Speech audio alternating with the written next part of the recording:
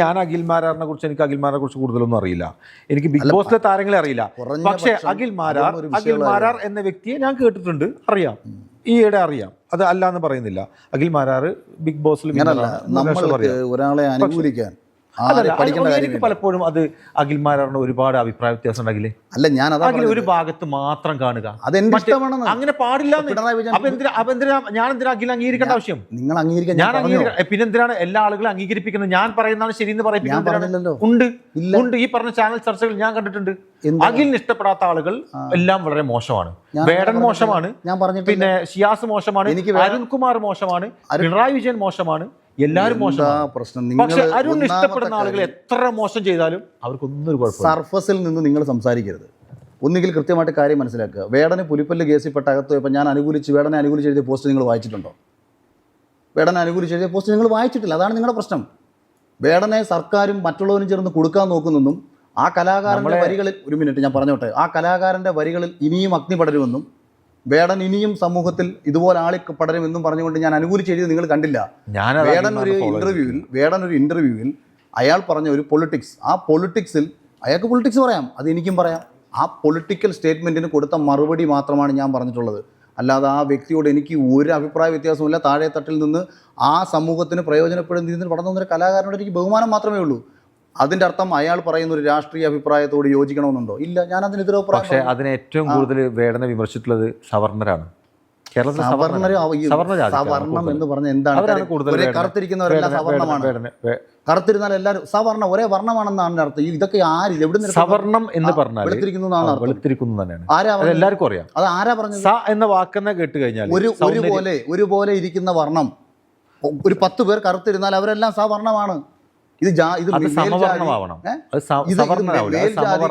എന്നൊക്കെ പറഞ്ഞു. ഈ കമ്മ്യൂണിസ്റ്റുകാർ ഇവിടുത്തെ ജാതീയത ഇല്ലെന്നുണ്ടെങ്കിൽ ഇവന് നിലനിൽപ്പുണ്ടോ? ഇവിടെ മനുഷ്യനെ തമ്മിൽ അടുപ്പിച്ചില്ലെങ്കിൽ ഇവിടെ നിലനിൽക്കത്തില്ലെന്ന്. അഖിൽ അതല്ലേ പറയണം. അഖിലിന്റെ പ്രശ്നം എന്താ? എന്റെ പ്രശ്നം അഖിലിന് എന്തെങ്കിലും കണ്ടന്റ് വേണം ഒരു ദിവസം പറയാൻ. അത് ഏറ്റവും കൂടുതൽ ആരാധകരുള്ള, ഏറ്റവും കൂടുതൽ ആളുകൾ ഫോളോ ചെയ്യുന്ന ആളുകൾ എന്തെങ്കിലും പറയണം. ഞാൻ താങ്കളോട് തിരിച്ചൊരു ചോദ്യം ചോദിക്കട്ടെ. കമ്മ്യൂണിസം വളരാൻ എന്താ വേണ്ടത്? എവിടെയാണ് കമ്മ്യൂണിസത്തിന്റെ പ്രസക്തി? കമ്മ്യൂണിസം വളരാൻ എന്താണ് വേണ്ടത്? കമ്മ്യൂണിസമേ തകർന്നിട്ടുള്ളൂ. ഇപ്പോഴും ലേബർ പാർട്ടികളുണ്ട് ലോകത്ത്. നോർവേയിൽ ഇപ്പം ഭരണത്തിൽ വന്ന ലേബർ പാർട്ടിയാണ്. ഓസ്ട്രേലിയയിൽ ഭരിക്കുന്ന ലേബർ പാർട്ടിയാണ്. സുഹൃത്തെ, ഞാൻ കമ്മ്യൂണിസത്തിന്റെ ലിഖിത സിദ്ധാന്തം എന്ന് പറഞ്ഞാല് തൊഴിലാളി വർഗങ്ങളെ സമത്വവൽക്കരിക്കാൻ.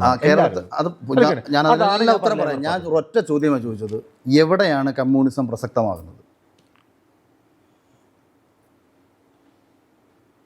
കമ്മ്യൂണിസം എന്ന് പറഞ്ഞ കാര്യം നമ്മൾ പറഞ്ഞില്ലേ, ഈ കമ്മ്യൂണിസത്തിനെ കുറിച്ച് എല്ലാവർക്കും ഒരുപാട് അഭിപ്രായ വ്യത്യാസങ്ങളുണ്ട്. ഞാൻ കാര്യം പറയാം, അത് ഡീപ്പായിട്ട് പറയണം, എന്നാലേ അറിയുള്ളൂ. ആദ്യം കമ്മ്യൂണിസം കുറിച്ച് സോഷ്യലിസം പറയണം. സോഷ്യലിസം പറഞ്ഞാലേ കമ്മ്യൂണിസം പറയാൻ. കമ്മ്യൂണിസം ഒന്നും നമ്മൾ പറയണം. ഞാൻ പറഞ്ഞുതരാം. അടിച്ചമർത്തപ്പെട്ടവന് വേണ്ടി, ദാരിദ്ര്യത്തിൽ നിന്നും താഴെ തട്ടി കിടക്കുന്നവനെ ഉയർത്തിക്കൊണ്ടുവരാൻ വേണ്ടി, ശബ്ദമില്ലാത്തൊരു വിഭാഗം ഉണ്ടായിക്കഴിഞ്ഞാൽ അവന് ശബ്ദിക്കാൻ വേണ്ടി, ഈ സ്പേസിൽ ഒരുവൻ്റെ മനസ്സിൽ തോന്നുന്ന മനുഷ്യൻ്റെ ഈ അവസ്ഥയെ കാണുമ്പോൾ ഒരുവന് ശബ്ദിക്കാൻ തോന്നിയാൽ അവിടെ കമ്മ്യൂണിസം ഉണ്ടാവുകയാണ്. ഞാനൊരു പാവപ്പെട്ടവനെ അധികാരത്തിൻ്റെ ലാത്തി ഉപയോഗിച്ചോ പണത്തിൻ്റെ ലാത്തി ഉപയോഗിച്ചോ ഒരുവൻ അടിച്ചമർത്താൻ ശ്രമിച്ചാൽ ആ പാവപ്പെട്ടവന് വേണ്ടി എനിക്ക് സംസാരിക്കാൻ എൻ്റെ അനങ്ങുന്നുണ്ടെങ്കിൽ ഞാൻ സഖാവായി മാറുകയാണ്. അപ്പോൾ ദാരിദ്ര്യം, അടിച്ചമർത്തപ്പെട്ടവൻ്റെ വേദന, നിശബ്ദനാക്കപ്പെട്ടവൻ്റെ വേദന, ഈ വേദനയിൽ നിന്നാണ് അടിസ്ഥാനപരമായിട്ട് കമ്മ്യൂണിസം ഉണ്ടാവേണ്ടത്. ഈ കമ്മ്യൂണിസം ഇവിടെ ഉണ്ടായിട്ടുണ്ട്. ഇവിടെ ഒരുപാട് മനുഷ്യരുണ്ടായിട്ടുണ്ട്. അവർക്ക് വേണ്ടി ഒരുപാട് റിയൽ കമ്മ്യൂണിസ്റ്റുകാർ സംസാരിച്ചിട്ടുണ്ട്. അവിടെ നിന്ന് ഈ പ്രസ്ഥാനം ഉയർന്നു വന്നിട്ടുണ്ട്. ഈ പ്രസ്ഥാനം ഇന്നിവിടെ നിലനിൽക്കുമ്പോൾ ഇപ്പുറത്ത് അടിച്ചമർത്തപ്പെട്ടവനില്ലെങ്കിൽ, ദാരിദ്ര്യം അനുഭവിക്കുന്നവനില്ലെങ്കിൽ, ജാതീയമായി താഴ്ന്നവനില്ലെങ്കിൽ അവനെ ഉണ്ടാക്കേണ്ട ഗതികേടിലേക്ക് ഈ പാർട്ടി മാറുന്നത് കൊണ്ടാണ് ഇവിടെ ജാതീയത നിലനിൽക്കുന്നത്. 70 വർഷമായി പാർട്ടി മാത്രമല്ല, കമ്മ്യൂണിസം മനസ്സ് കൊണ്ടെടുക്കുന്ന എത്രയോ ആളുകൾ. എന്റെ സ്വഭാവം കമ്മ്യൂണിസം എന്ന് പറഞ്ഞെങ്കിൽ പാർട്ടിയുമായിട്ട് കമ്മ്യൂണിസത്തെ ഇവാലുവേറ്റ് ചെയ്യരുത്. അത് അവർ രാഷ്ട്രീയമായിട്ട് അജണ്ടകളും ആഗ്രഹങ്ങളും പ്രത്യേകമായിട്ടുള്ള അവർക്കൊരു ആഗ്രഹങ്ങളുണ്ടാവും. നമ്മൾ പാർട്ടി ലാഭങ്ങളുണ്ടാവും, ലാഭേശം ഉണ്ടാവും. അതൊന്നും ഇല്ലാത്ത യഥാർത്ഥ കമ്മ്യൂണിസ്റ്ററെ ഞാൻ കണ്ടിട്ടുണ്ട്. എൻ്റെ നാട്ടിലേക്ക് ഞാൻ കാണിച്ചു തരാം. അവർക്കൊന്നും വേണ്ട, സ്ഥാനമാനങ്ങൾ വേണ്ട, ജനങ്ങളെ സേവിച്ചാൽ മതി. 100% നമ്മൾ അവരെ ചേർത്ത് പിടിക്കുകയാണ് ചെയ്യുന്നത്. ആ പറഞ്ഞ ആളുകളും ഇന്നത്തെ കമ്മ്യൂണിസ്റ്റ് പാർട്ടിക്കാർക്കും വോട്ട് കൊടുക്കുക. അത് അവരുടെ നിലനിൽപ്പാണ് അവിടുത്തെ പ്രശ്നം എന്ന് പറയുന്നത്.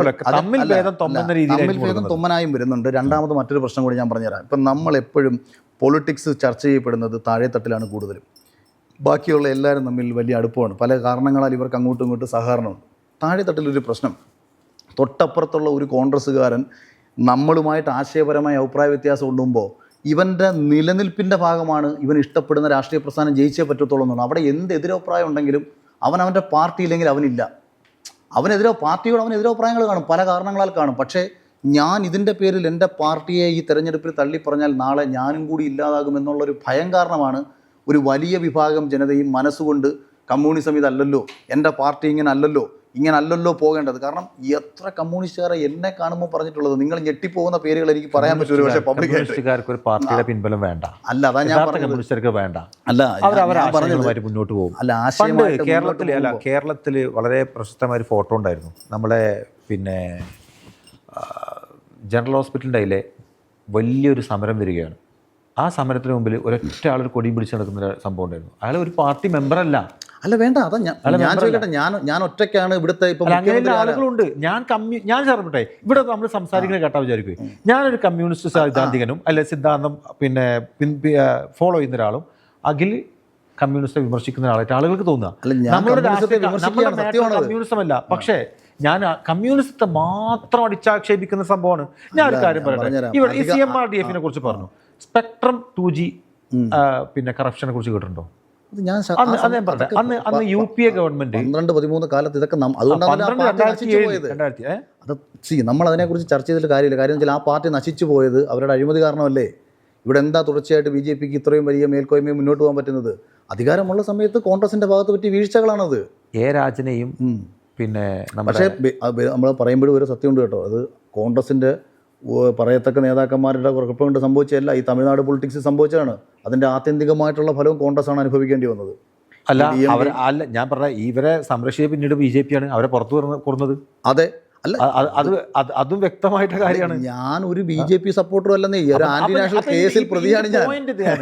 എന്റെ പോയിന്റ് ഇതാണ് അഖിലേ, ഇവിടെ കമ്മ്യൂണിസ്റ്റുകാർ മാത്രമല്ല ഇന്ത്യയിൽ ഈ കക്കുന്നതും അഴിമതി കാണിക്കണമെന്നും ഞാൻ അതിനെ സപ്പോർട്ട് ചെയ്യണമെന്നല്ല. കമ്മ്യൂണിസ്റ്റുകാരും തെറ്റ് ചെയ്യുന്നുണ്ട്, മറ്റതിനെ വിമർശിക്കണം.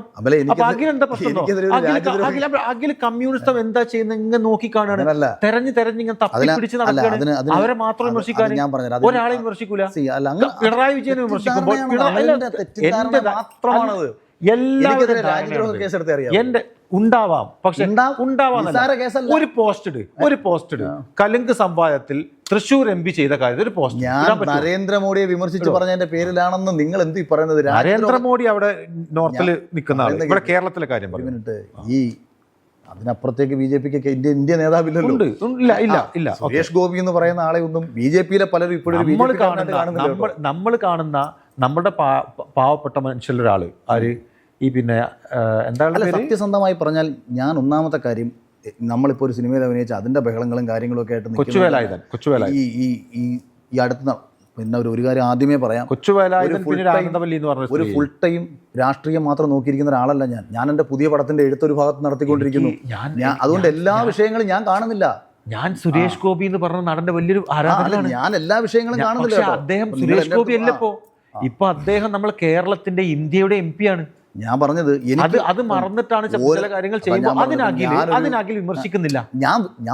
നേരത്തെ പറഞ്ഞു അതെന്റെ ഇഷ്ടമാണ് പിണറായി വിജയൻ വിമർശിക്കണമെന്ന് പറഞ്ഞു. അതെന്റെ ഇഷ്ടമാണ്. അപ്പൊ വ്യക്തിപരമായിട്ടാണ് ദേഷ്യം. ഒരു മിനിറ്റ്, വ്യക്തിപരമായിട്ട് എൻ്റെ അഭിപ്രായമാണ്. ആരെ സ്വീകരിക്കണം, ആരെ തള്ളി പറയണം, ഇതെന്റെ അഭിപ്രായമാണ്, എൻ്റെ മാത്രം അഭിപ്രായമാണ്. അതുകൊണ്ടാണ് പിണറായി വിജയനെ പണ്ട് തെമ്മാടി എന്നൊക്കെ വിളിച്ചിരുന്നത്. പിണറായി വിജയനെ തെമ്മാടി എന്നല്ല വിളിച്ചത്. തെമ്മാടിത്തരം കാണിക്കുന്ന ഒരാളെ എന്താണ് വിളിക്കേണ്ടതെന്നുള്ള ചോദ്യത്തിൽ ഈ കാര്യങ്ങൾ തെമ്മാടിത്തരങ്ങളല്ലേ ഇപ്പൊ ചെയ്യുന്ന കാര്യങ്ങൾ? നിങ്ങളടുത്ത് തെമ്മാടിത്തരം എന്തുവാണ് അതിനകത്തുള്ള പ്രശ്നം? ഞാനത് കണ്ടിട്ടില്ല. എന്താണ് ആ പ്രശ്നം എന്ന് എനിക്കറിയത്തില്ല. അറിഞ്ഞാൽ ഞാൻ വേണമെങ്കിൽ പറയാം മോശമാണോ മോശമല്ലേ എന്ന് ഞാൻ പറയാം. ഇനി അതാ ഞാൻ പറയുന്നത്. അതേസമയം ഇപ്പം BJPയുമായി ബന്ധപ്പെട്ട് ഇപ്പം ഞാൻ ശബരിമല വിഷയം ആളിക്കത്തി നിൽക്കുന്ന സമയത്ത് ഞാൻ എഴുതിയൊരു പോസ്റ്റാണിത്. ശരണമന്ത്രത്തെ റോഡിലിട്ട് വ്യഭിചരിക്കുന്ന RSS നയങ്ങളോട് എനിക്ക് യോജിപ്പില്ല. അത് പവിത്രമായി ശബരിമലയിൽ മുഴങ്ങിൽ കേൾക്കേണ്ട പദമാണ്. ഈശ്വരനോടും ക്ഷേത്രങ്ങളോടും ദൈവത്തോടും നിങ്ങൾ കാണിക്കുന്നതിൻ്റെ 10-1 ആത്മാർത്ഥത ഈ നാട്ടിലെ സാധാരണക്കാരൻ്റെ വിഷയങ്ങൾ നിങ്ങൾ കാണിക്കുന്നില്ല. ഇതൊക്കെ എൻ്റെ ഫേസ്ബുക്ക് പോസ്റ്റുകളാണ്. ഇത് ഞാൻ വീണ്ടും ആവർത്തിച്ച് പറയുന്നത് ഒരിക്കലും ഞാൻ പബ്ലിക് ഡൊമൈനായിട്ട് തന്നെ കിടക്കുന്ന കാര്യം. നിങ്ങളുടെ ഇത് കാണാത്ത എൻ്റെ കുഴപ്പം കൊണ്ടല്ല. എനിക്ക് അതേസമയം ഇപ്പം BJP യുടെ ഭാഗം ഒരു നല്ല കാര്യം ചെയ്തു. ഞാൻ എന്തിനാണ് അവരെ വിമർശിക്കേണ്ടത്? ഇപ്പം ഒരു 100 കോടി ജനതയിൽ 1-2 മനുഷ്യർ എവിടെങ്കിലും ചെയ്യുന്ന ഒരു പ്രശ്നത്തെ അഡ്രസ്സ് ചെയ്തുകൊണ്ട് ഈ രാജ്യത്തെ മോശമാക്കി ചിത്രീകരിക്കേണ്ട കാര്യം എനിക്കില്ല. ഞാനൊരു ഒരു പൊതു പക്ഷേ സ്വന്തം നാട്ടിൽ വൻ ദുരന്തം ഉണ്ടാകുമ്പോൾ ഒരാളും CMRDF ഫണ്ടിലേക്ക് പൈസ കൊടുക്കരുതെന്ന് പറയാം. അവിടെയും നിങ്ങൾ പറഞ്ഞ് വീണ്ടും തെറ്റി. ഞാൻ അങ്ങനെ ഞാൻ പറഞ്ഞിട്ടില്ല. ഞാൻ അങ്ങനെയും ഒരാളും അതിന് മുഖ്യമന്ത്രി അങ്ങനെയും ഞാൻ പറഞ്ഞിട്ടില്ല. പക്ഷെ അതുകൊണ്ടെന്തായെന്നറിയോ, ഒരുപാട് ആളുകൾ കാശ് കൂമ്പാരമായി. ഞാനിത് പറയാം, മുഖ്യമന്ത്രി ഒരുപാട് അല്ല, നിങ്ങൾ അവിടെ നിങ്ങൾക്ക് തെറ്റിദ്ധ. നിങ്ങൾക്ക് ഒരു കാര്യം, നിങ്ങൾ ഒന്നിനെ കുറിച്ചും പഠിക്കാതെ സംസാരിക്കുന്നത് ഈ പ്രശ്നം. ഒന്ന്, ഞാൻ പറഞ്ഞത് എനിക്ക് വ്യക്തിപരമായിട്ട് കൊടുക്കാൻ താല്പര്യമില്ല. ഇന്നലകളിൽ ചെലവഴിച്ച പൈസയുടെ കണക്കുകൾ പ്രസിദ്ധീകരിക്കാത്തിടത്തോളം കാലം അങ്ങനെ ഒരു വരി കൂടി അതിനകത്തുണ്ടായിരുന്നു. എഴുതിയ ഒരു റൈറ്റപ്സ് മാത്രമായിരുന്നു കേട്ടോ, അല്ല ഞാൻ വീഡിയോ ഒന്നും ചെയ്തതൊന്നുമല്ല. ജൂലൈ 30-ാം തീയതി ദുരന്തം നടക്കുന്നു. ഓഗസ്റ്റ് 1-ാം തീയതി പണം പിരിക്കാൻ വേണ്ടി ഒരു മുഖ്യമന്ത്രി വന്ന് നമ്മുടെ മുന്നിൽ നിൽക്കുമ്പോൾ 5000 കോടി പിരിച്ചത് എന്തിയെ എന്ന് ചോദിക്കാൻ ഈ രാജ്യത്തെ ഒരു പൗരനായി എനിക്ക് അവകാശമുണ്ട്. അപ്പോൾ ഞാൻ പറഞ്ഞത് എനിക്ക് വ്യക്തിപരമായിട്ട് ചെയ്യാൻ കഴിയുന്ന കാര്യങ്ങൾ നമ്മളവിടെ ചെയ്യാം എന്നാണ് ആദ്യം പറയുന്നത്. ഒരാഴ്ച കഴിഞ്ഞ് ദുരിതാശ്വാസ നിധിയിലേക്ക് ജനങ്ങൾ ഫണ്ട് ചെയ്യുന്നില്ല. സോഷ്യൽ മീഡിയയിലും അല്ലാതെയും ആകെ വിഷയങ്ങൾ ആളിപ്പടർന്നുകൊണ്ടിരിക്കുകയാണ്. ഇവർ പ്രതീക്ഷിച്ചവൻ്റെ 10-1 പൈസ പോലും ദുരിതാശ്വാസത്തിലേക്ക് വരുന്നില്ല. മുഖ്യമന്ത്രി ഞാൻ ഉന്നയിച്ച ഈ ചോദ്യം എനിക്ക് മറുപടി തന്നു എന്ന് ഞാൻ പറയുന്നില്ല. ഞാൻ ഉന്നയിച്ച ഈ ചോദ്യത്തിന് പത്രസമ്മേളനത്തിൽ മറുപടി തരുന്നു. സോഷ്യൽ മീഡിയയിൽ ആളിപ്പടരുന്നത് വ്യാജ പ്രചരണമാണെന്നും ദുരിതാശ്വാസ നിധി അർത്ഥവത്താണെന്നും ഇതിൻ്റെ കണക്കുകൾ പ്രസിദ്ധീകരിക്കുമെന്ന് പറഞ്ഞുകൊണ്ട് അദ്ദേഹം പത്രസമ്മേളനം നടത്തുന്നു. ഞാൻ തൊട്ടടുത്ത ദിവസം മറ്റൊരു ഫേസ്ബുക്ക് പോസ്റ്റ് എഴുതുന്നു, അഭിനന്ദനാർഹമായ കാര്യമാണ് മുഖ്യമന്ത്രി ചെയ്തത്. ഓരോ വിമർശനങ്ങളും തെറ്റുകൾ തിരുത്താൻ വേണ്ടിയുള്ളതാണ്. അങ്ങ് നന്നായി കാര്യങ്ങൾ ചെയ്യാൻ വേണ്ടിയിട്ടാണ് വിമർശിക്കുന്നത്. പുള്ളി അത് സമയത്തെ സമ്മതിച്ചോ? പത്രസമ്മേളനത്തിൽ വന്നിരുന്നിട്ട് മുഖ്യമന്ത്രി പറഞ്ഞാണ് സമൂഹ മാധ്യമങ്ങളിൽ വ്യാജ പ്രചരണം എന്ന് പറഞ്ഞുകൊണ്ട് അദ്ദേഹം വിദ്യാശ്രീ പദ്ധതി എന്നും വിദ്യാകിരണം, അതായത് ആക്ച്വലി ഞാൻ എന്താണോ ഉന്നയിച്ച വിഷയം അതിന് തന്നെയാണ് അദ്ദേഹം മറുപടി പറയുന്നത്. KSFE ലാപ്ടോപ്പ് കൊടുത്തതിനെ കുറിച്ച് തന്നെ മുഖ്യമന്ത്രി മറുപടി പറയാം. പിറ്റേ ദിവസം 1 ലക്ഷം രൂപ. ഞാൻ പറഞ്ഞത് ഒന്നും ചെയ്യാത്തതിനെക്കാട്ടും നല്ലതല്ലേ ഈ പാവപ്പെട്ട കുട്ടികൾക്ക്? ഏതെങ്കിലും പാടില്ല. പാവപ്പെട്ട കുട്ടികൾക്ക് വിദ്യാഭ്യാസം കൊടുക്കാനാണ് വിദ്യാഭ്യാസ വകുപ്പുള്ളത്. അതിനാണ് സെപ്പറേറ്റ് പൈസ ഉള്ളത്. ഈ സംസ്ഥാനത്ത് ഓരോ വകുപ്പിനെയും നമ്മൾ പ്രത്യേകം വിലയിരുത്തി വെച്ചേക്കുന്നത്. ഇപ്പോൾ എൻ്റെ കുറച്ച് പൈസ എടുത്ത് ജയസൂര്യ പണ്ട് റോഡ് നന്നാക്കാൻ ശ്രമിച്ചതിൻ്റെ പേര് കേസ് എടുത്തിട്ടുണ്ട് ഇവിടെ. ഇതൊക്കെ KSFE അല്ല, ചെയ്യാൻ പാടില്ല. കാര്യം ദുരിതാശ്വാസ നിധി അതിനുള്ളതല്ല, അതിന്റെ നോംസ് അതിനുള്ളതല്ല. അല്ല, KSFE എന്ന സംഭവം അത് ഒരു ചിട്ടി മാത്രമല്ല, ധനസഹായം കൂടിയാണ്. ഞാൻ പറഞ്ഞത് വിദ്യാർത്ഥികൾക്ക് കൊടുക്കാം, പട്ടികജാതിക്കാർക്ക് കൊടുക്കാം. അതെ, അത് അവരുടെ കൈ പൈസ ഉണ്ടെന്നേ. 1 ലക്ഷം കോടിക്ക് മുകളിൽ ആസ്തിയുള്ള ഒരു സ്ഥാപനമാണത്. 1 ലക്ഷം കോടിക്ക് മുകളിൽ. അതിന് ദുരിതാശ്വാസത്തിൽ നിന്നുള്ള പൈസ വേണ്ട അവർക്ക്. അവരുടെ കൈ പൈസ ഉണ്ട്. അവർക്ക് സഹായിക്കണമെങ്കിൽ അവർക്ക് അല്ലാതെ സഹായിക്കാം. അതിനവർ ചിട്ടി നടത്തുന്നുണ്ട്. അവർ ലോൺ കൊടുക്കേണ്ട കാര്യമില്ല അവർക്ക് അവിടെ. അതിനൂടെ ബജാജ് ഫിനാൻസ് ഉണ്ട്, ബാക്കിയുള്ളവരെല്ലാം. ഇത് ഫ്രീ ആയിട്ട് കൊടുത്തതല്ല. ആദ്യം ഇത് കൊടുത്തത് ഇവരുടെ ഒരു പദ്ധതിയായിരുന്നു. അതൊരു ബുദ്ധിയാണ്, അതൊരു കച്ചവട ബുദ്ധിയാണ്. അത് അവർക്കും ചെയ്യാൻ കേട്ടോ. Pure business. കോവിഡ് വന്ന സമയത്ത് നമുക്ക് വീട്ടിലിരുന്ന് കുട്ടികൾക്ക് പഠിക്കേണ്ട ഒരു സാഹചര്യം വന്നപ്പോൾ എല്ലാവർക്കും ലാപ്ടോപ്പുകളും മൊബൈൽ ഫോണുകളും പഠിത്ത സംബന്ധമായ ആവശ്യം വന്നു. പെട്ടെന്ന് KSFEക്ക് ഒരു പ്ലാൻ തോന്നി, ഇതൊരു ബെസ്റ്റായ സമയമാണ്, ലാപ്ടോപ്പുകൾ കൊണ്ടുവരാം. കോക്കോണിക്സ് എന്ന് പറയുന്ന പദ്ധതി, അതിനുവേണ്ടി PR ശിവശങ്കർ അറിയാമല്ലോ, മറ്റേ കേസിലകത്ത് പോയ മുഖ്യമന്ത്രിയുടെ പ്രൈവറ്റ് സെക്രട്ടറി, ഇയാളുമായി ചേർന്നുകൊണ്ട് കോക്കോണിക്സ് കൊണ്ടുവരാൻ ശ്രമിച്ചു. ഇത് ആകെ പൊളിഞ്ഞ് പാളീസായി. നിയമസഭയിൽ തന്നെ ഇത് മൊത്തത്തിൽ നാറി. ഇവർക്ക് ഉദ്ദേശിച്ചു. പിന്നെ ഒരു HP മറ്റ് ലാപ്ടോപ്പുകൾ കൊടുക്കാൻ തുടങ്ങി. പക്ഷേ HP Dell ഹ്യൂജ് സപ്ലൈ ഇവർക്ക് വേണം. കാരണം ഏതാണ്ട് 5 ലക്ഷം ലാപ്ടോപ്പ് അല്ല, 5 ലക്ഷം. അത് KSFEക്ക് ചെയ്യാം. കാര്യം KSFE സെപ്പറേറ്റ് ആയിട്ട് ചെയ്യല്ലേ. അപ്പോൾ നമുക്ക് ടെൻഡർ വിളിച്ചില്ലെങ്കിലും കുഴപ്പമില്ല. KSFE അല്ല ഡിസിഷൻ മേക്കർ, സർക്കാരാണ് പറഞ്ഞത്. അല്ല, അതിന് IT സെല്ലും കൂടി ഉണ്ട്. അപ്പം ഇതിനകത്ത് KSFE 5 ലക്ഷം ലാപ്ടോപ്പുകളാണ് പ്ലാൻ ചെയ്തിരുന്നത്. 5 ലക്ഷം ലാപ്ടോപ്പുകൾ വിദ്യാശ്രീ പദ്ധതി വഴി കൊടുക്കാൻ പ്ലാൻ ചെയ്തിട്ട് കോവിഡ് കഴിഞ്ഞു കുട്ടികൾക്ക് സ്കൂളിൽ പോയി തുടങ്ങിയപ്പോഴത്തേക്ക് ലാപ്ടോപ്പ് ആവശ്യമില്ലാതെ വന്നു. സ്വാഭാവികമായിട്ട് പല ആൾക്കാരും അതിൽ നിന്ന് പിന്മാറി. പക്ഷേ ഇവർ ഓർഡർ ചെയ്ത് വെച്ച ലാപ്ടോപ്പ് ആർക്കും വേണ്ട. ഇത് അവിടെ കെട്ടിക്കിടക്കുക. ഈ ഓർഡർ ചെയ്ത് വെച്ച ലാപ്ടോപ്പ് ഈ കെട്ടിക്കിടന്ന സമയത്ത് ദുരിതാശ്വാസ നിധിയിലെ പൈസ എടുത്ത് KSFEക്ക് കൊടുത്തിട്ട് പറഞ്ഞു ഫ്രീ ആയിട്ട് കൊടുത്തേക്കാൻ പറഞ്ഞു. ആ ദുരിതാശ്വാസത്തിലെ പൈസയല്ല ഇതിന് കൊടുക്കേണ്ടതെന്ന് ഞാൻ പറഞ്ഞുള്ളൂ. കാര്യം ദുരിതാശ്വാസ നിധി നമ്മൾ കൊടുത്ത അതിനല്ല. ഇത് നിങ്ങൾ ചെയ്തോ, നിങ്ങൾ മുഖ്യമന്ത്രിക്ക് വരുന്ന അല്ലാത്ത ഇതിനെക്കുറിച്ച് കേസ് വിദ്യാശ്രീ പദ്ധതിയിൽ അഴിമതി ഉണ്ടെന്ന് പറഞ്ഞിട്ട് ശ്രീ രമേശ് കേസ് ഫയൽ ചെയ്യാൻ ഉദ്ദേശിച്ചിരുന്നു. ഞാൻ ഈ അല്ലല്ല, പല പ്രതിപക്ഷ ഇതിനകത്ത് ഒരുപാട് പ്രശ്നങ്ങൾ ഞാൻ പേഴ്സണലി ഞാൻ പറഞ്ഞുതരാം. എനിക്കതറിയാവുന്ന ഒരുപാട് പേഴ്സണൽ ഇഷ്യൂസ് ഈ പ്രതിപക്ഷ നേതാക്കന്മാർ അനുഭവിക്കുന്നുണ്ട്. അവരിത് റൈസ് ചെയ്ത് കഴിഞ്ഞാൽ അടുത്ത തവണ നാളെ ഒരു പ്രശ്നം വന്നാലും മുഖ്യമന്ത്രിയുടെ ദുരിതാശ്വാസ നിധി എന്ന് പറയുന്നത് യഥാർത്ഥത്തിൽ പിണറായി വിജയൻ്റെ അല്ലല്ലോ. നാളെയും നമുക്ക് മുഖ്യമന്ത്രിമാർ മാറാം. അത് നാടിന് പ്രയോജനപ്പെടേണ്ട ഒരു സംഭവമാണ്. അത് മാത്രമല്ല ബാങ്ക് വഴിയാണത് കൊടുക്കാൻ പറ്റുള്ളൂ. അല്ല സിസ്റ്റം അല്ല, ഞാൻ ഒരിക്കലും ഈ സിസ്റ്റത്തെ തള്ളി. അത് മാത്രമല്ല നമുക്ക് റവന്യൂ സെക്രട്ടറിയുടെ വെബ്സൈറ്റിൽ പോയി കഴിഞ്ഞാൽ അല്ല ഇത് വ്യക്തമായിട്ട് നമുക്ക് കാണാം. പക്ഷേ നിങ്ങൾ അവിടെ ഒരു കുഞ്ഞു കയ്യടി എനിക്ക് നിങ്ങൾക്ക് വേണമെങ്കിൽ തരാം. അതെന്താണെന്ന് ഞാൻ പറയാം. ഒന്ന്, കണക്കുകൾ പ്രസിദ്ധീകരിക്കാത്തത് കൃത്യമായ കണക്കുകൾ പ്രസിദ്ധീകരിച്ചു.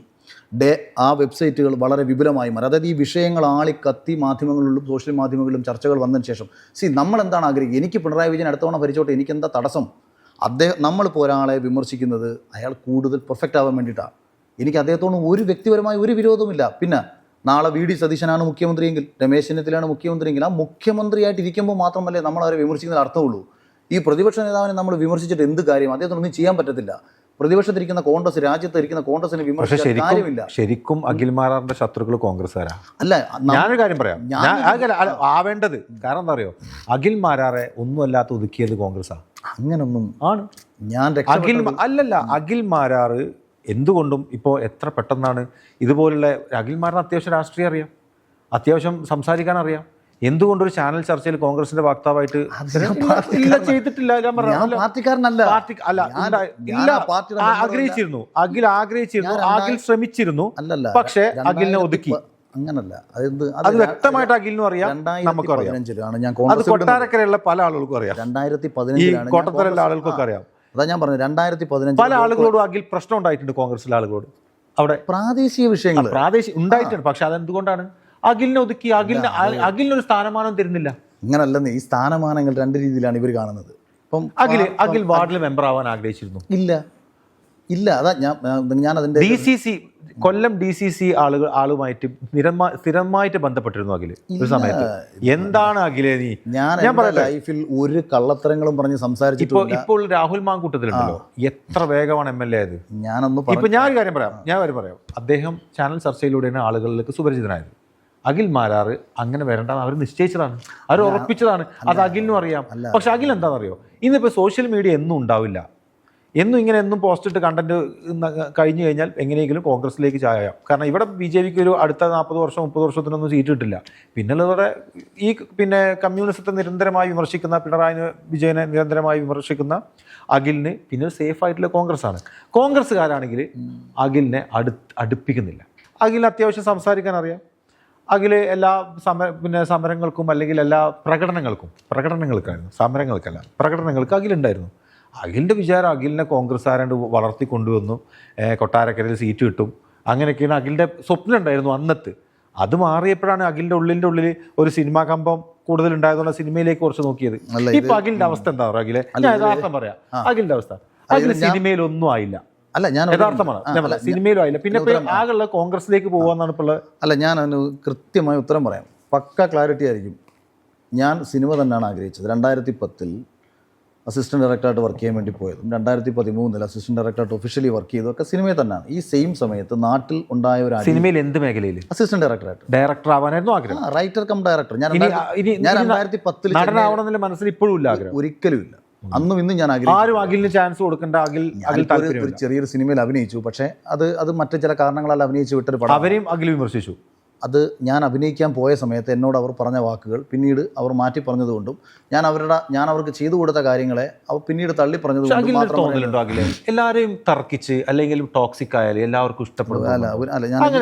അല്ല, നമ്മൾ ചോദ്യങ്ങളിൽ നിന്ന് ഞാനത് ഇതിന് ഉത്തരം പറഞ്ഞിട്ട് അടുത്ത ഉത്തരം പറയാം. ക്ലാരിറ്റിയോടുകൂടി തന്നെയാണ് ഉത്തരം പറയുന്നത്. 2010 സമയത്ത് വരുന്നു, 13 രാഷ്ട്രീയ പ്രവേശനം ചെയ്യുന്നു. 13 തുടക്കത്തിലാണ് ഞാൻ രാഷ്ട്രീയത്തിലേക്ക് കയറുന്നത്. അതിൻ്റെ കാരണം എന്ന് പറയുന്നത്, നാട്ടിൽ DYFയിൽ പ്രവർത്തിക്കുന്ന 20 വയസ്സുള്ളൂ. ഏതാ 2013 എനിക്ക്? ഞാൻ 87 ജനിച്ചത്. 87. അപ്പോൾ 26. ഓക്കെ, 10 വർഷം. അപ്പം നാട്ടിലെ കുറച്ച് DYFI പിള്ളേർ എല്ലാവരും, എൻ്റെ അനിയനും ആരും എല്ലാവരും ഇവിടുത്തെ DYFIയുടെയും വില്ലേജ് കമ്മിറ്റി സെക്രട്ടറിമാരും യൂണിറ്റ് കമ്മിറ്റി സെക്രട്ടറിമാരുമായിട്ടൊക്കെ നിൽക്കുന്ന സമയം എനിക്ക് രാഷ്ട്രീയമൊന്നുമില്ല ഈ സമയത്തൊന്നും തന്നെ. അവർ ഒരു അടി ഉണ്ടാക്കുന്നു. ഈ അടി രാത്രി അമ്പലത്തിൽ നടക്കുന്ന ഒരു അടിയാണ്. ഈ അടിയിൽ ചേട്ടനെന്ന നിലയിൽ എന്നെ രാത്രി വിളിച്ചു. ഞാൻ ക്ഷേത്രത്തിൽ ചെന്നു. വലിയ അടിയായി. അത് പിറ്റേന്ന് നടക്കേണ്ടിരുന്ന ഒരു കല്യാണം കലങ്ങി പോകത്തക്ക രീതിയിൽ കല്യാണം ഓഡിറ്റോറിയത്തിൽ വലിയ അടി നടക്കുന്നു. അമ്പലക്കാർ ആദ്യത്തെ കാര്യം, ഞാനന്ന് NSS കമ്മിറ്റിയിൽ യുവജനവേദിയുടെ സെക്രട്ടറി കൂടിയാണ്. അപ്പോൾ ഈ ഒരു അമ്പലത്തിൽ കയറി അടി ഉണ്ടാക്കിയതിന് അമ്പലക്കാർ ആദ്യം വിമർശിക്കുന്നു.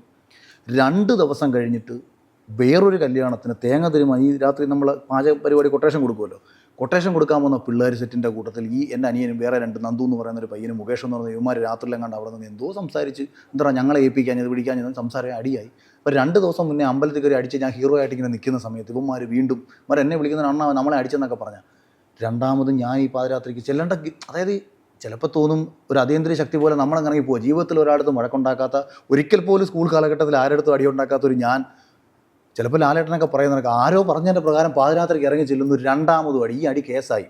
ഈ പിള്ളേരെല്ലാം അതുവരെ അഖിൽ ആരോടും വഴക്കിന് പോയിട്ടില്ല. കയ്യാങ്കളിയോ തർക്കങ്ങളോ ഒന്നുമില്ല. നമ്മൾ വിമർശിക്കാറില്ല സ്കൂളിൽ. നമ്മൾ വിമർശനം എന്ന് പറഞ്ഞാൽ അങ്ങനെ ഞാൻ പറഞ്ഞത് അതെന്താ കല്യാണം കഴിഞ്ഞ ശേഷമാണോ? അല്ല, കല്യാണമൊക്കെ 15-ലല്ലേ എഴുതുന്നത്. ഞാൻ പറഞ്ഞല്ലോ ഈ കോളേജിൽ പോലും രാഷ്ട്രീയമില്ല എനിക്ക്. ഞാൻ ദേഷ്യമില്ലാത്ത ആളുകൾ കല്യാണം കഴിഞ്ഞാൽ ദേഷ്യം വരും. അല്ലല്ല, ഇപ്പം നമ്മൾ 10ാം ക്ലാസ്സിൽ രാഷ്ട്രീയമില്ല, +2 അന്നത്തെ കാലത്ത് രാഷ്ട്രീയം മാത്രം അതിപ്രസരം ഒന്നുമില്ല. കോളേജിൽ ചെല്ലുമ്പോഴാണ് പിന്നെ നമ്മൾ രാഷ്ട്രീയത്തിലേക്ക് ഇല്ലെന്ന്. പക്ഷേ കോളേജിലും എനിക്കൊരു രാഷ്ട്രീയം, ഞാൻ സിവിൽ സർവീസ് IPS എഴുതണമെന്നുള്ള മോഹമായിട്ടാണ് കോളേജിൽ പോകുന്നത്. പിന്നെ പഠിച്ചു, PSC ഒക്കെ എഴുതി കിട്ടി. അതെല്ലാം ഞാൻ വേണ്ടെന്ന് വെച്ചു. എനിക്ക് ഞാൻ കേരളത്തിൽ അറിയപ്പെടുന്ന ഒരാളായി മാറണം. കാരണം ഇനി പഠിച്ച് രക്ഷപ്പെടാനൊക്കെ ഒരു ലിമിറ്റുണ്ട് എന്നുള്ള ചിന്ത. ഞാൻ നന്നായി പഠിക്കും, പക്ഷേ ഒരുപാട് സമയമൊന്നും പഠിക്കത്തില്ല. എത്ര വരെ പഠിച്ചു? ഡിഗ്രി കൊണ്ട് പഠിത്തം അവസാനം. ഏതായിരുന്നു ഡിഗ്രി? BSc maths. ഞാൻ മാത്ത് അത്യാവശ്യം നന്നായിട്ട് പഠിക്കുന്ന, സ്കൂളിലൊക്കെ ടോപ്പറായിരുന്നു. മാത്തമാറ്റിക്സിൽ അത്യാവശ്യം എബോവ് 90% മാർക്ക് എങ്ങനെയാലും മാത്സിന് മേടിക്കുന്ന ഒരാളായിരുന്നു. അച്ഛൻ പോലും എൻ്റെ അടുത്ത് ഡിഗ്രിക്ക് ഞാൻ പറഞ്ഞു, അച്ഛാ ഒരു 90% മാർക്കൊക്കെ കിട്ടത്തുള്ളൂ എന്ന് പറഞ്ഞപ്പോൾ അച്ഛൻ പറഞ്ഞു 90% നീ കോളേജിൽ പോട്ടല്ലോ എന്നാ. ഒരു വാദ്യാരാവാൻ ചാൻസ് ഉണ്ട്. ഞാൻ 6 വർഷം ഞാൻ ട്യൂട്ടറിലും പഠിപ്പിച്ചതാ. ഈ രാഷ്ട്രീയമുള്ള സമയത്ത് ഞാൻ ട്യൂട്ടറിൽ പഠിപ്പിക്കുന്നുണ്ട്. ഞാൻ 2007 മുതൽ 13 വരെ ഞാൻ ഒരു ഫിസിക്സും മാത്സും +2 വരെ പഠിപ്പിച്ചതാണ്. അപ്പോൾ ഈ പഠിപ്പിച്ചുകൊണ്ടിരിക്കുന്ന സമയത്ത് പെട്ടെന്നൊരു സുപ്രഭാതത്തിൽ ഞാൻ ജോലി രാജിവെച്ച്, PSCക്ക് കിട്ടിയ ജോലികൾ രാജിവെച്ച്, നാട്ടിൽ സിനിമ എന്ന് പറഞ്ഞ് തെക്ക് വടക്ക് നടക്കുന്ന ഞാൻ, അച്ഛനും അമ്മയും എല്ലാവരും തള്ളിപ്പറഞ്ഞ് നിൽക്കുന്നു, കൂട്ടുകാർ തള്ളിപ്പറഞ്ഞ് നിൽക്കുന്നു. 54,000 രൂപ ശമ്പളം ഉണ്ടായിരുന്നു 2010. ഈ ജോലി 54,000 രൂപ ശമ്പളം 2010 കിട്ടിയ അലേർഗൻ ഇന്ത്യ എന്ന് പറഞ്ഞാൽ, അതായത് ബോട്ടോക്സ് എന്ന ബ്രാൻഡ് നിങ്ങളിപ്പോൾ കേൾക്കാറ്. ഞാൻ പറഞ്ഞത് ബോട്ടോക്സ് എന്ന ബ്രാൻഡ്. ഞാൻ പറഞ്ഞത് ഏത് കമ്പനിയാണെന്ന്, ആ കമ്പനിയെ കുറിച്ച് നിങ്ങൾ അന്വേഷിക്കുക.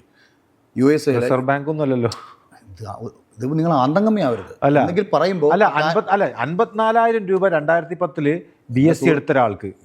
ഞാനത് പറഞ്ഞോട്ടെ, ഞാൻ ആദ്യം ലൂപ്പിൽ നിന്ന് IT പ്രൊഫഷണലൊക്കെ അല്ല, ഞാൻ അതാ നിങ്ങൾ ഒന്നുകിൽ എന്നോട് ചോദിക്കണം ഏത് കമ്പനി കിട്ടിയെന്ന്. ഇത് നിങ്ങൾ അന്തംകമ്മിയാവുന്നതുകൊണ്ടാണ് കേൾക്കുന്നതിനെ ഉൾക്കൊള്ളാൻ പറ്റാത്തത്. കമ്പനിയുടെ പേര് അലേർഗൻ ഇന്ത്യ എന്ന് പറയുന്ന കമ്പനി. അലേർഗൻ എന്ന് പറയുന്ന പ്രൈവറ്റ് ലിമിറ്റഡ് കമ്പനി ലോകത്തിലെ ഇന്നും ഞാൻ കേട്ടിട്ടില്ല. കേൾക്കത്തില്ല. ബോട്ടോക്സ് എന്ന ബ്രാൻഡ് കേട്ടിട്ടുണ്ട്? ബോട്ടോക്സ് കണ്ടുപിടിച്ച കമ്പനിയാണ്. ലോകത്തിലെ ഏറ്റവും വലിയ റിസർച്ച് കമ്പനി. ഹെൽത്ത് ഡിപ്പാർട്ട്മെന്റ് ആണ്. അതല്ല ഞാൻ പറയുന്ന കേൾക്കാൻ നിൽക്കാതെ ചോദിക്കട്ടെ. ഹെൽത്ത് ഡിപ്പാർട്ട്മെന്റ് ആണ്. നിങ്ങൾ ചുമ്മാ ഗൂഗിൾ ചെയ്താൽ കിട്ടുമല്ലോ. കണ്ണിന്റെ മെഡിസിനിൽ ലോകത്തിലെ നമ്പർ 1 കമ്പനി USA കമ്പനി. ഇന്ത്യയിൽ അവരുടെ ഏറ്റവും പ്രായം കുറഞ്ഞ എംപ്ലോയി ആയിട്ടാണ് ഞാൻ അന്ന് അവിടെ കയറുന്നത്. എൻ്റെ ബേസിക് സാലറിയാണ് ഞാനീ പറഞ്ഞത്. എനിക്ക് മുകളിലുള്ള ആൾക്കാരുടെ സാലറി ഏറ്റവും കമ്പനിയിൽ ഏറ്റവും കുറച്ച് സാലറി ആയിരിക്കും അല്ലേ? ഏതാ? CTC എനിക്ക് ഏതാണ്ട് 5 lakhs-ഓളം വരും. CTC അല്ല, ഞാൻ പെർ മന്ത് സാലറിയാണ് പറയുന്നത്. ഞാൻ ആദ്യം ലൂപ്പിൻ ഫാർമയിൽ കയറുമ്പോൾ എനിക്ക് 20,000 ആയിരുന്നു സാലറി. അതന്ന് ആക്ച്വലി മെഡിക്കൽ 54,000 ഉണ്ടായിരുന്നു. കാരണം അത്രയും സാലറി കിട്ടും. അത്രയും വലിയ കമ്പനിയാണത്. സമയത്ത് ഇങ്ങനെ നമുക്ക് ചില കാര്യങ്ങളൊക്കെ തള്ളായി തോന്നുകയും അതുകൊണ്ട് അതെന്ന് വെച്ചാൽ ഈ നമുക്ക് നേടിയെടുക്കാൻ കഴിയാത്ത വേർത്ത നേടിയെടുക്കുന്നതെല്ലാം തള്ളായിട്ട് കുട്ടികളാണ് നമ്മുടെ സമൂഹം. എത്ര വയസ്സിലാണ് ജോലി കിട്ടിയത്? അല്ല, ഞാൻ എനിക്ക് 22. ഞാൻ അമേരിക്കൻ എക്സ്പ്രസിൽ ജോലി ചെയ്ത ആളാണ്. അല്ല, ഞാൻ പറഞ്ഞത് നിങ്ങൾ കോക്സൈൻസിൽ ജോലി ചെയ്താണ്. ഞാൻ നിങ്ങൾ എവിടെ ജോലി ചെയ്തില്ല. അല്ല, ഞാൻ ചോദിക്കണം, നേടിയെടുക്കാത്ത ഒരാളെന്ന് പറഞ്ഞത് ആരെ കുറിച്ചാണ്? ബേസിക്കലി അത് ആരെ കുറിച്ചാണ്? കാരണം ഞാൻ പറഞ്ഞത് ഇതിപ്പോ എന്റെ അടുത്തല്ലല്ലോ. ഇപ്പം മേജർ രവി സാറിൻ്റെ ഒരു ഇൻ്റർവ്യൂ കണ്ടിട്ട് അതിൻ്റെ അടി വന്നിരുന്നിട്ട് പട്ടാളത്തിലെ കുക്കാണെന്ന് പറഞ്ഞ കമന്റ് ഇടുന്ന വിവരം കെട്ടന്മാരെ ഞാൻ കണ്ടിട്ടുണ്ട്. ഞാൻ കാശ് സമ്പാദിച്ച് അത്യാവശ്യം കാശ് ഇൻവെസ്റ്റ് ചെയ്തിട്ടൊക്കെയാണ് ഞാൻ വന്നത്. അല്ല, ഞാൻ പറഞ്ഞത് ഞാൻ പണത്തിൻ്റെ പിന്നാലെ പണ്ട് പോയിട്ടില്ലാത്തൊരു വ്യക്തിയായിരുന്നു. ഞാൻ ഈ ജോലി രാജിവെക്കുന്നത് എന്തുകൊണ്ടാണെന്ന് പറഞ്ഞാൽ എനിക്കൊന്നൊരു പ്രണയം ഉണ്ടായിരുന്നു. ഞാൻ ആ പെൺകുട്ടിയെ കല്യാണം കഴിക്കണം, എനിക്ക് ജോലി വേണം. അതുകൊണ്ട് എനിക്ക് അവളെ, നിങ്ങൾ എൻ്റെ അടുത്ത് ആദ്യം ചോദിച്ച ചോദ്യമല്ലേ, ഞാൻ സ്നേഹിച്ച പെൺകുട്ടി പറയുന്നത് ശരിയല്ല, ജാതീയമായിട്ട് ധീവര സമുദായത്തിൽപ്പെട്ടൊരു കുട്ടിയായിരുന്നു, മുക്കോ സമുദായത്തിൽപ്പെട്ടൊരു കുട്ടിയായിരുന്നു. എൻ്റെ വീട്ടിൽ തന്നെ വിളിച്ചുകൊണ്ട് വന്ന് ഞാൻ ഇവളെയാണ് കെട്ടാൻ പോകുന്നതെന്ന് ഞാൻ അന്ന് എൻ്റെ അച്ഛൻ്റെ അമ്മയടുത്തും പറഞ്ഞ് ഇവളെ വിവാഹം കഴിക്കണം, അവളെ വിവാഹം കഴിക്കണമെങ്കിൽ എനിക്ക് സ്വന്തം. അപ്പോൾ അച്ഛൻ പറഞ്ഞു, നീ സ്വന്തമായിട്ട് വീട് വെച്ച് എന്താണെന്ന് വെച്ചാൽ ചെയ്തു. അപ്പോൾ എനിക്ക് അതിനുള്ള ജോലി വേണം. അപ്പോൾ എനിക്ക് ഞാൻ ചെയ്തുകൊണ്ടിരുന്ന ജോലിയെക്കാട്ടിയും ഉയർന്ന ശമ്പളത്തിലുള്ള ജോലി കിട്ടണം. അത് തിരുവനന്തപുരം മുതൽ കോട്ടയം വരെ 5 ജില്ലയുടെ കവർ ചെയ്യാത്ത ടെറിട്ടറി മാനേജർ എന്ന പോസ്റ്റായിരുന്നു. ഇപ്പോഴും എനിക്ക് തോന്നുന്നു അലേർഗനിലേക്ക് ഒരു മിനിമം 1 lakh ഒക്കെ സാലറി കാണും. കാരണം ആ കമ്പനി കിട്ടാൻ വലിയ പ്രയാസമാണ്. അത്രയും വലിയ ഹൈ പ്രൊഫൈലുള്ള. അതാ ഞാൻ ബോട്ടോക്സ് എന്ന ബ്രാൻഡ് ഇന്ന് പല ആൾക്കാരും സുപരിചിതമാവുന്ന ഈ ബ്രാൻഡ് 2010 ബോട്ടോക്സ് ഇന്ത്യയിൽ അന്നൊക്കെ അത്ര സുപരിചിതമല്ല. അല്ല അന്ന് ഞാൻ പലരോടും പറയുന്നത് നമ്മളെ കമ്പനിയെക്കുറിച്ച് പറയുമ്പോൾ നമ്മൾ പറയും ഷാറൂഖ് ഖാനൊക്കെ ഉപയോഗിക്കുന്ന ഒരു സാധനം ഉണ്ട് ബോട്ടോക്സ് എന്നൊക്കെ പറഞ്ഞുകൊണ്ടാണ് നമ്മൾ കമ്പനിയുടെ വലിപ്പം കാണിക്കാൻ വേണ്ടിയിട്ട് കമ്പനി എന്താണെന്ന് ചിലർക്ക് മനസ്സിലാക്കി കൊടുക്കാൻ വേണ്ടിയിട്ട് അന്ന് ഞാൻ പറയും. ഇപ്പോഴും ഓഫ്താൽമിക് ഡിപ്പാർട്ട്മെൻറ്റ് കണ്ണിലൊഴിക്കുന്ന മരുന്നിൽ വേൾഡിൽ ടോപ്പ് റിസർച്ച് കമ്പനിയാണ്. അവരുടെ മരുന്ന് അവരുടെ റിസർച്ച് കമ്പനിയാണത്. റിസർച്ച് കമ്പനി എന്താണെന്നും മാർക്കറ്റിംഗ് കമ്പനി എന്താണെന്നും നമുക്ക് മനസ്സിലാക്കി കഴിഞ്ഞാൽ എൻ്റെ വലിപ്പം എനിക്കറിയാം. അപ്പോൾ ആ ഒരു കമ്പനിയിൽ വർക്ക് ചെയ്തിട്ട് 9ാമത്തെ മാസം ഞാൻ ആ ജോലി ഹൈദരാബാദിലൊരു മീറ്റിംഗ് കഴിഞ്ഞിട്ട് മീറ്റിങ്ങിൻ്റെ ഇടയിൽ നിന്ന് ഞാൻ ഇറങ്ങിപ്പോയി വാഷ്റൂമിൽ പോയി കുറേ സമയം നിന്നപ്പോൾ എൻ്റെ മാനേജർ ഞാൻ തിരിച്ചു വരാത്തത് കണ്ടിട്ട് എൻ്റെ മാനേജർ തമിഴിനാണ്, പളനിസ്വാമി എന്ന പേര്. പുള്ളി വന്നിട്ട് പറയും, ഡേ രാജാടേ എന്നടാ. അപ്പോൾ ഞാൻ സത്യത്തിൽ കണ്ണാടി നോക്കി ഇങ്ങനെ കരഞ്ഞുകൊണ്ട് നിൽക്കുക. അപ്പോൾ ഞാനിങ്ങനെ ചിന്തിക്കുക, എൻ്റെ ഒരു 30-35ാമത്തെ വയസ്സിൽ ഏതെങ്കിലുമൊക്കെ ഒരു മാർക്കറ്റിംഗ് കമ്പനിക്ക് വേണ്ടിയിട്ട് ഞാൻ എൻ്റെ ലൈഫ് നശിപ്പിച്ച് കളയുക. ഞാൻ നന്നായി പഠിച്ചു, ഞാൻ എന്തൊക്കെയോ ആകുമെന്ന് എൻ്റെ അധ്യാപകർ വിചാരിച്ചു, എൻ്റെ രക്ഷകർത്താക്കൾ വിചാരിച്ചു. എൻ്റെ ലൈഫ് ഇത് എങ്ങോട്ടാണ് പോകുന്നതെന്ന് എനിക്കൊരു ഐഡിയയും കിട്ടുന്നില്ല. ഞാൻ 5ാം ക്ലാസ് തൊട്ട് 10ാം ക്ലാസ് വരെ നാടകം എഴുതി സംവിധാനം ചെയ്തു, അഭിനയിച്ചു, ഇതൊക്കെ ചെയ്തു, പല കഴിവുകളും ദൈവം നമുക്ക് തന്നു. പക്ഷേ ഇതൊന്നും ചിന്തിക്കാതെ ഏതോ ഒരു പെൺകുട്ടിയെ പ്രേമിച്ചു, അവൾക്ക് വേണ്ടി ഒരു ജോലിക്ക് പോയി, ഇപ്പോൾ അവളില്ല. ഈ ജോലിയാണെന്നുണ്ടെങ്കിൽ കംഫർട്ടായിട്ട് ചെയ്യാൻ പറ്റുന്നില്ല, ഇനി എന്ത് ചെയ്യണം എന്ന ചിന്തയിലാണ് ഈ ജോലി രാജിവെക്കുന്നത്. അപ്പോൾ അവിടെ ഒരു തീരുമാനം എടുക്കണം. എൻ്റെ അച്ഛനെ ഒരുപാട് ആൾക്കാർ പരിഹസിച്ചിട്ടുണ്ട്. ഒരിക്കലും ആ അച്ഛനോ അമ്മയ്ക്കോ എൻ്റെ കുടുംബത്തിനോ സമൂഹത്തിൽ നിന്ന് ഒരിക്കലും ഒരു കൈയടി കിട്ടിയിട്ടില്ല. പരിഹാസങ്ങളും പുച്ഛങ്ങളും അവഗണനകളും മാത്രമേ നമ്മൾ നേരിട്ടിട്ടുള്ളൂ. അപ്പോൾ ഈ എല്ലാവർക്കും കൈയടി കിട്ടുന്ന ലെവലിലേക്ക് വളരണം. ആ ചിന്തയിൽ നിന്നുകൊണ്ടാണ് ഞാൻ ആദ്യമായിട്ടൊരു സ്ക്രീൻ പ്ലേ. അപ്പോൾ എന്ത് വേണം, സിനിമയിൽ പോകണം. സിനിമയിൽ പോയി കഴിഞ്ഞാൽ എല്ലാവരും അറിയപ്പെടും. അങ്ങനെ ഞാൻ ഒരു 250ഓളം തിരക്കഥാ പുസ്തകങ്ങൾ മേടിച്ച് വായിച്ച് സ്ക്രീൻ പ്ലേ ചെയ്യുന്നത് എങ്ങനെയാണെന്ന് പഠിക്കുക. എന്നിട്ട് ഞാൻ പുസ്തകം എഴുതിയിട്ട് ആദ്യം ഒരു സ്ക്രിപ്റ്റ് എഴുതി വിനീത് ശ്രീനിവാസനെ കാണാൻ പോയി ചെന്നൈയിൽ. വിനീത് ശ്രീനിവാസൻ്റെ മലബാടി ആർട്സ് ക്ലബിൻ്റെ റിലീസിൻ്റെ തൊട്ട് മുന്നെയാണ്, ഏകദേശം 1 മാസം മുന്നെയാണ് ഞാൻ കാണുന്നത്. അപ്പം ഞാൻ പറഞ്ഞ കഥയിൽ ഇൻ്റർവ്യൂവിൽ വരെ പറഞ്ഞപ്പോൾ ഞാൻ ഉദയാനും ചലഞ്ച് എന്ന് പറയുന്നൊരു ക്ലബിൻ്റെ കഥ എഴുതി. അപ്പോൾ മലബാടി ഒരു ക്ലബിൻ്റെ കഥയാണ്. എൻ്റെ കഥയിൽ സുഹൃത്തുക്കൾ കബഡി കളിയുമായി ബേസ് ചെയ്ത് എഴുതിയൊരു കഥയായിരുന്നു അന്ന്. സുഹൃത്തുക്കൾ മിസ്അണ്ടർസ്റ്റാൻഡിങ്ങിൻ്റെ പേര് തെറ്റിപ്പിരിയാണ് എൻ്റെ കഥയിൽ. എൻ്റെ കഥാനായകൻ്റെ പേര് പ്രകാശ് ഒത്തുകൂടുന്നത് കുമാരേട്ടൻ്റെ ചായക്കടയുടെ മണ്ടയിൽ, തട്ടുകടയുടെ മണ്ടയിലാണ് ഈ ഉദയ എന്ന് പറയുന്ന ക്ലബ്ബ്. അത് അപ്പം വിനീതേട്ടൻ എന്നോട് ഇങ്ങനെ പറയുന്നത് സ്വാഭാവികമായി സാമ്യം ഉണ്ടായി. നമ്മളെ നാട്ടിലും ഇങ്ങനെയുള്ള ക്ലബ്ബുകളും കബഡി കളികളും ഒക്കെ കാണുന്നതുകൊണ്ടാണ് നമ്മൾ അങ്ങനെ എഴുതിയത്. അപ്പോൾ വിനീതേട്ടൻ പറഞ്ഞു, ഇൻ്റർവ്യൂവിൽ വരെ മതിയാകില്ലേ, ഇനി ആകിൽ പറയണ്ട,